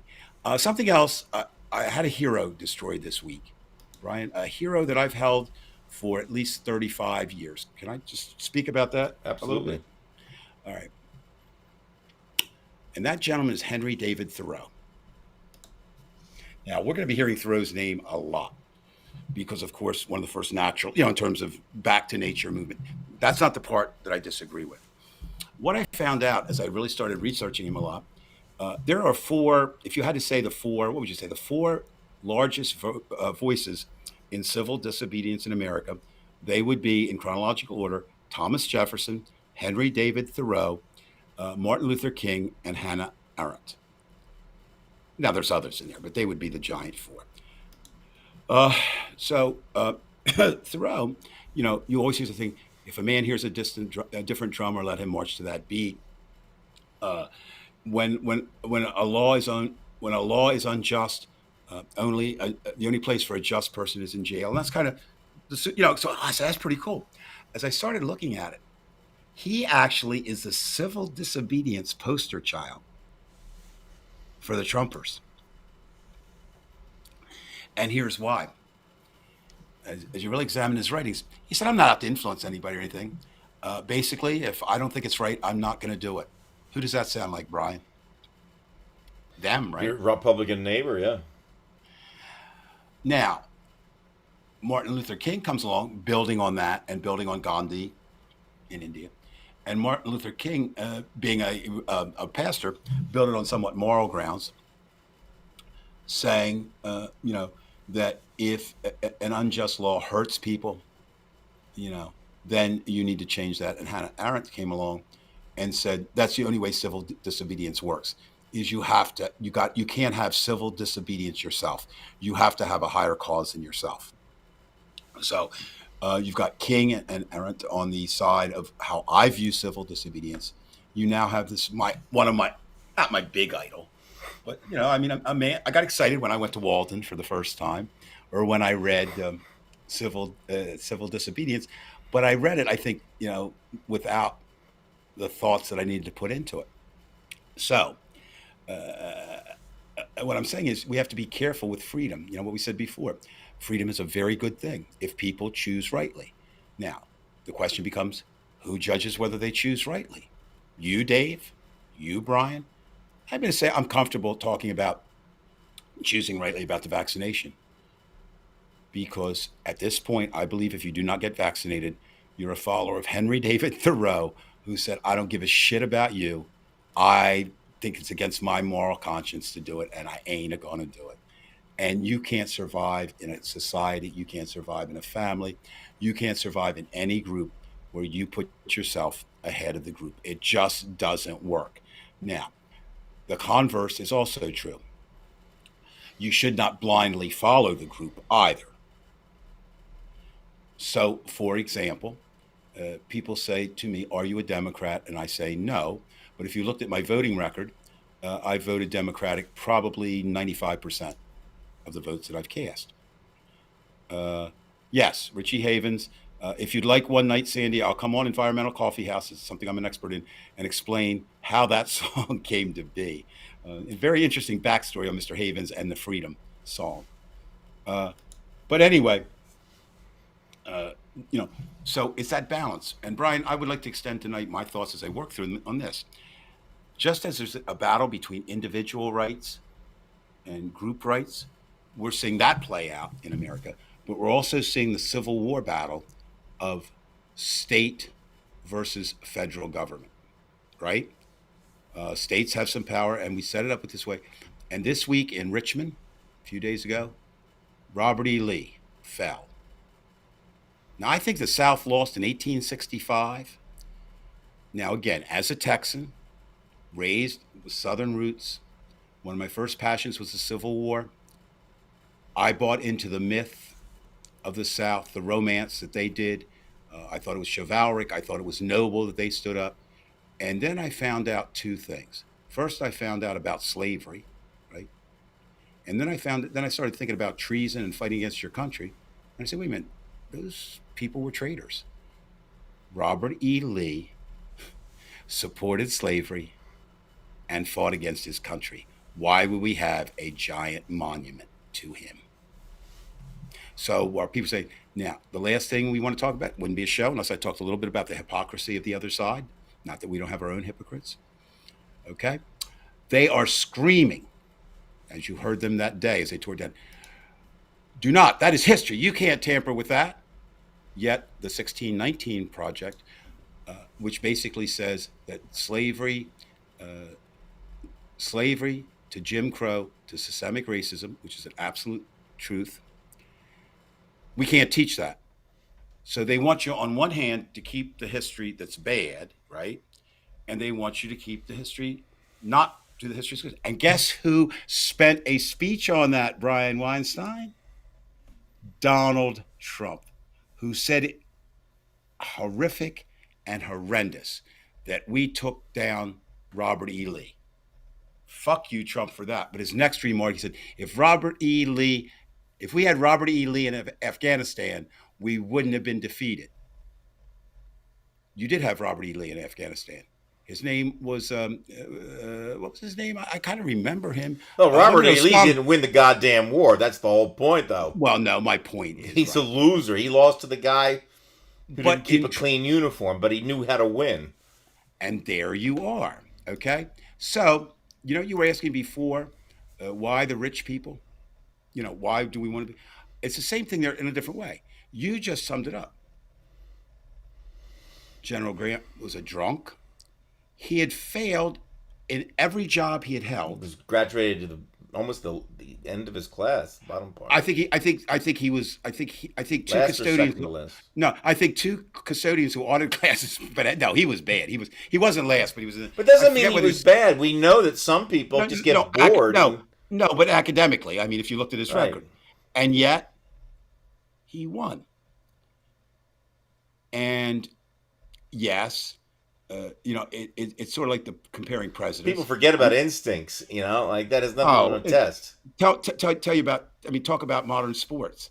Everything's, done with ratios and I still think there's a point to say, hey, Joey, you feel good today? I think I could hit one.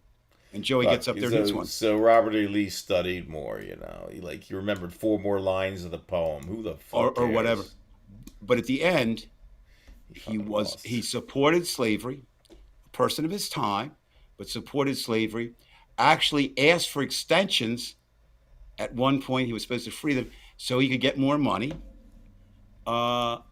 Did good in terming of Washington Lee University, looked good and lost and was a traitor. And General Grant chewed his cigars, drank his whiskey. I really think kind of ended it all was Sherman. I mean, he's the one that figured it out. Well, yeah, but you got to give Grant some. You got to give Grant some. No, credit. Grant has to get a lot of credit, right? No, Brian would say for Sherman. Sherman, yes, you're absolutely right. You're not wrong. He said we're gonna just put the foot down here, okay? And Grant said, you want to play games. I'm not. And you know what? You know why Grant? Because he was in charge. He said, "Go for it, Phil." Right. He didn't Let say. him do it. Let him do it. Said, and that ended it.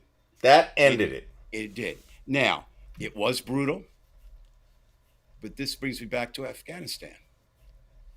Show me a war that wasn't brutal. Mr. Debs pointed out tonight at the beginning of the show, basically what he's saying, it wasn't just that, the poor don't get a voice. And he said, he's basically talking about the way wars have been waged since the beginning of time.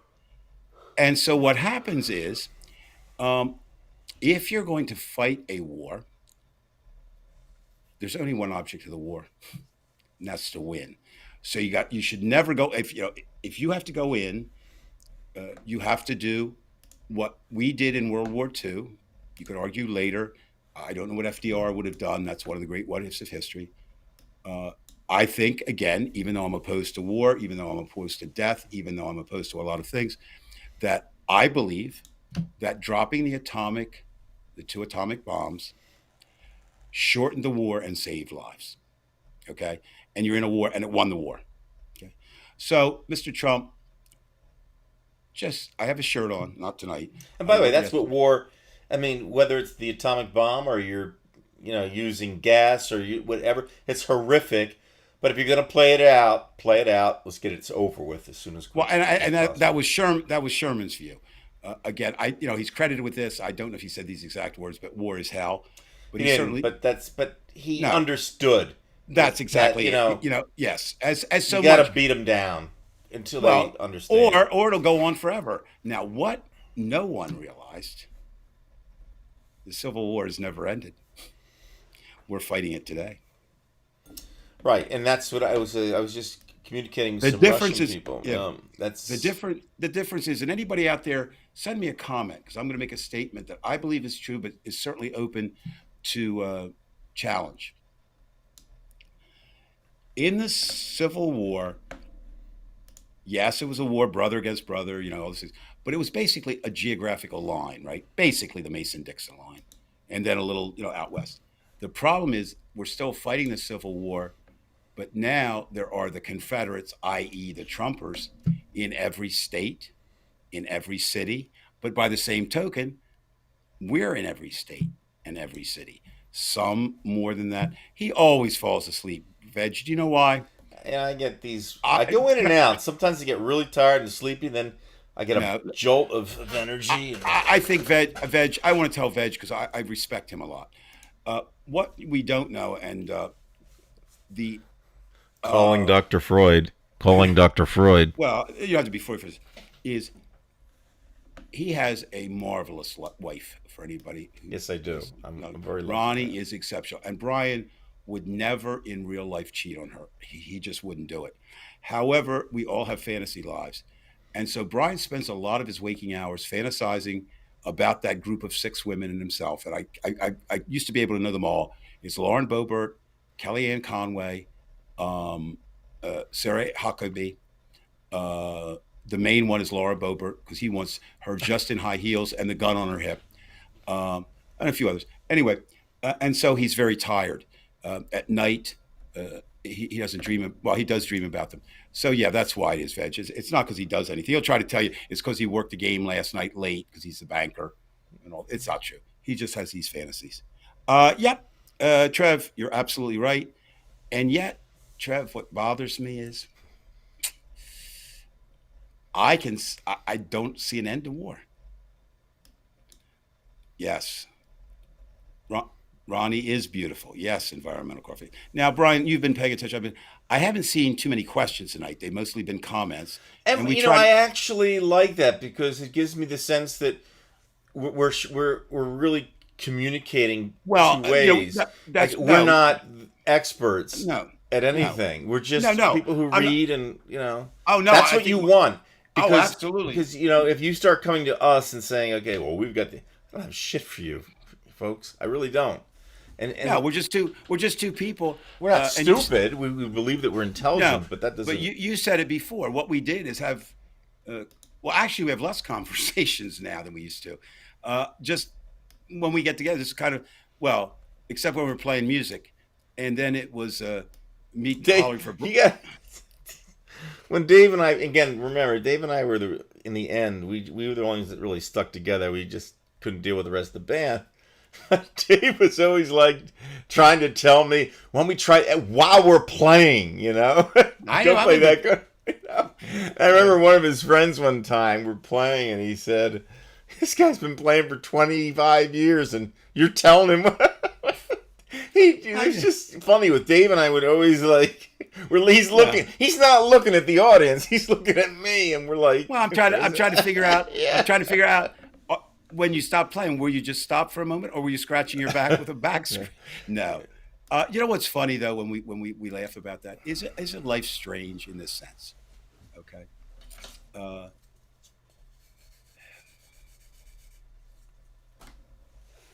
I think, Brian, I'm going to give you a compliment because I jokingly pick on you a lot.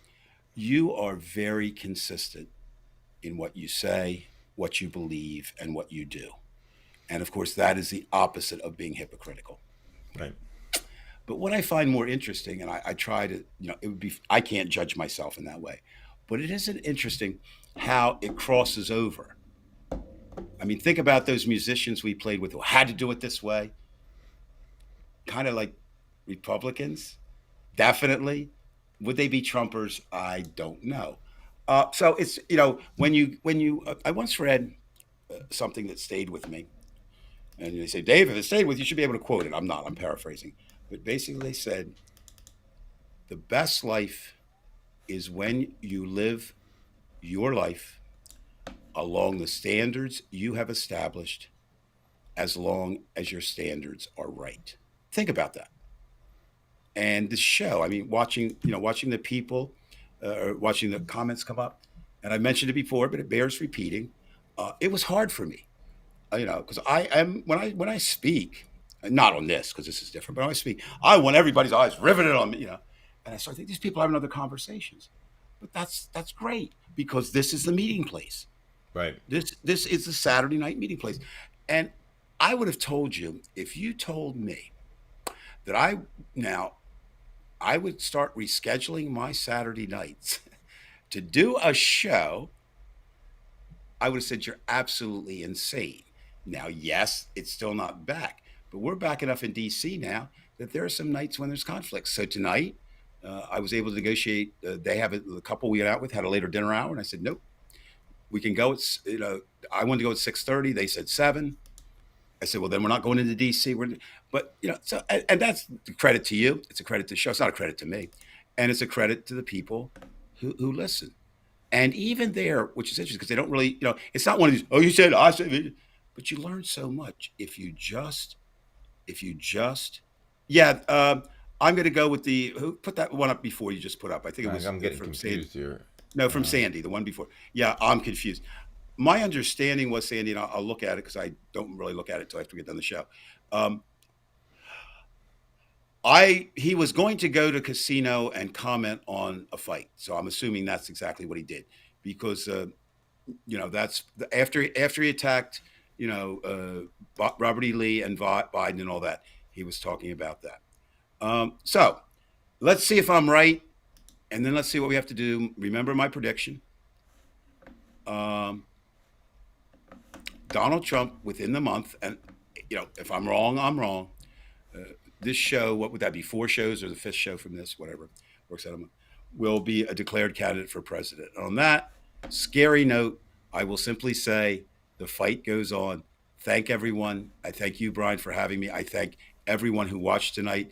If you can, please ask others. It's not what we want to get some big show, but diversity of thought within a framework is good, right? Don't go out and grab Trumpers, although I don't mind. I would love to do that.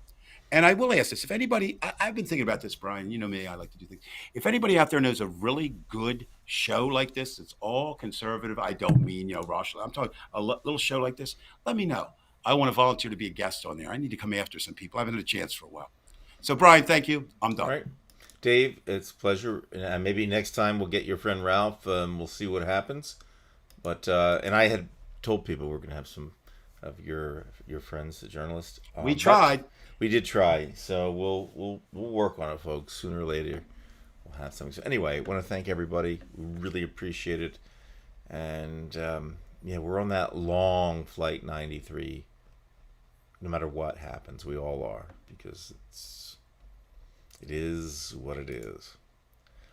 So I want to thank everybody, and I'll take you to Paterson, New Jersey. We actually have some waterfalls in Paterson and in New Jersey, and it's kind of a beautiful scene, so I'm going to take you out that way, and hope you enjoy it. So without any further ado, it will be the Paterson Falls.